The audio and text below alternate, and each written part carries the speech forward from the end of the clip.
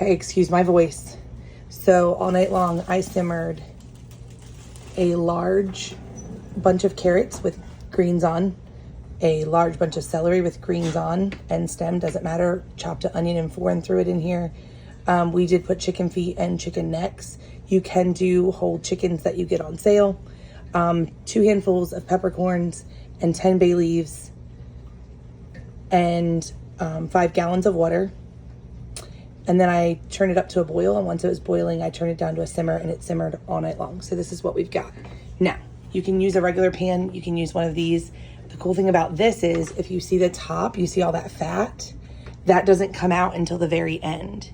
Whereas when you use a ladle and ladle it out, you get the fat. So sometimes if you have a lot of fat, depending on how much chicken you actually used, the feet and the necks don't have as much fat, so I don't have that big of an issue. But if you have a large skim of fat, you actually have to remove that, or it will cause issues with your jar sealing. Okay, so I have this off the pot, or off the stove, and the lid off.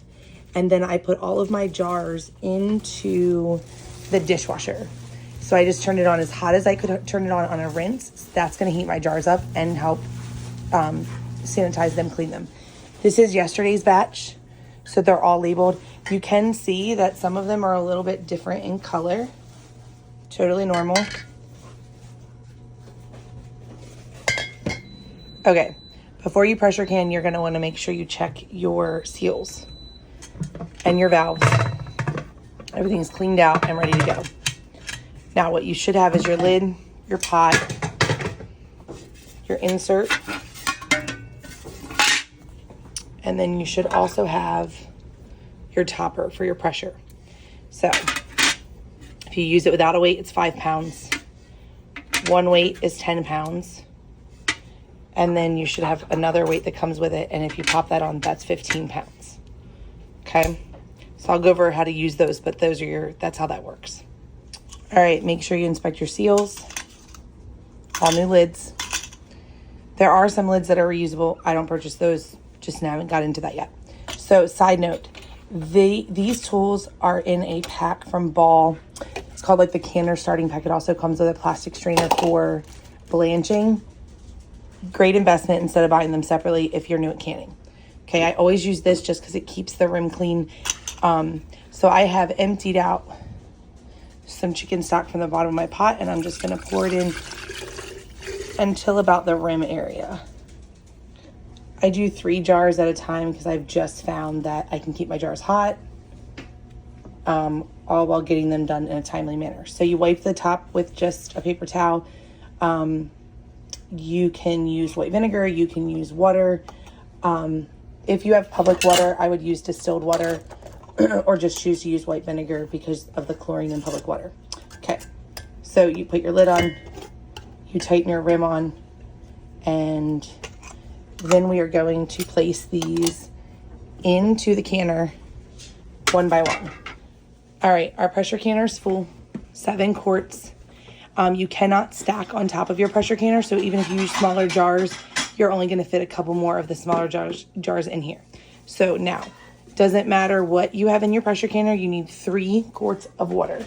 So my jars are hot, so I want to make sure that I run my water a little bit so that way my water's hot, because if you dump cold water in hot jars, it'll crack. If you dump hot water in cold jars, the jars have the potential to crack. So,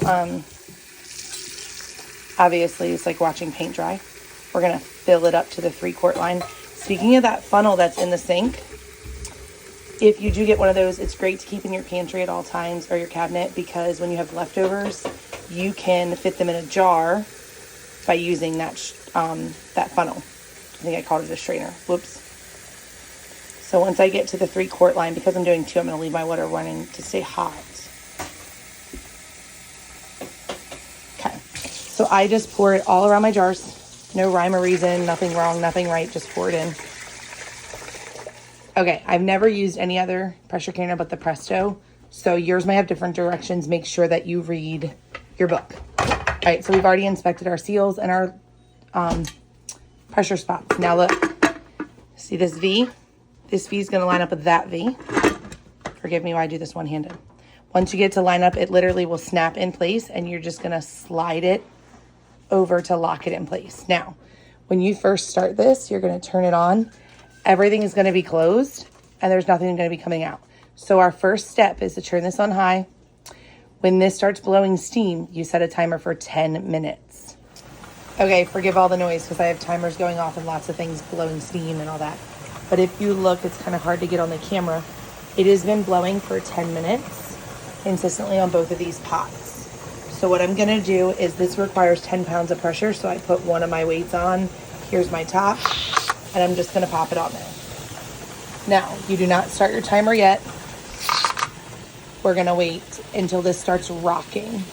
And once that starts rocking back and forth with a consistent amount of steam, then we're gonna set it for our canning time, which is 25 minutes. Okay, friends, it's even louder now, but as you can see, our tops are rocking. So then we just set our 25-minute timer because we have quarts in. Make sure that you check your book and your recipe that you're using because processing times do vary.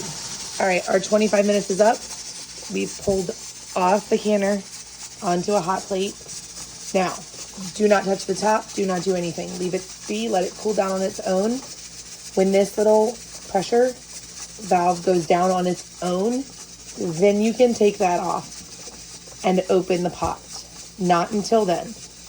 That's the difference about pressure canning and water bathing. The pressure canner needs time to bring down the pressure before you open it. All right, so once your valve is down, you're safe to remove your weight. Spin your lid. Your jars are still going to be extremely hot. So make sure that you use a towel or something to pick them up. Again, that's why I love this little tool.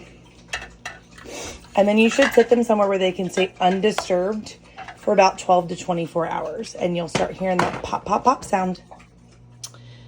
Last little tip, make sure that you label all of your canned goods with a date and what it is. Because you know what? You think you're going to remember? You're not.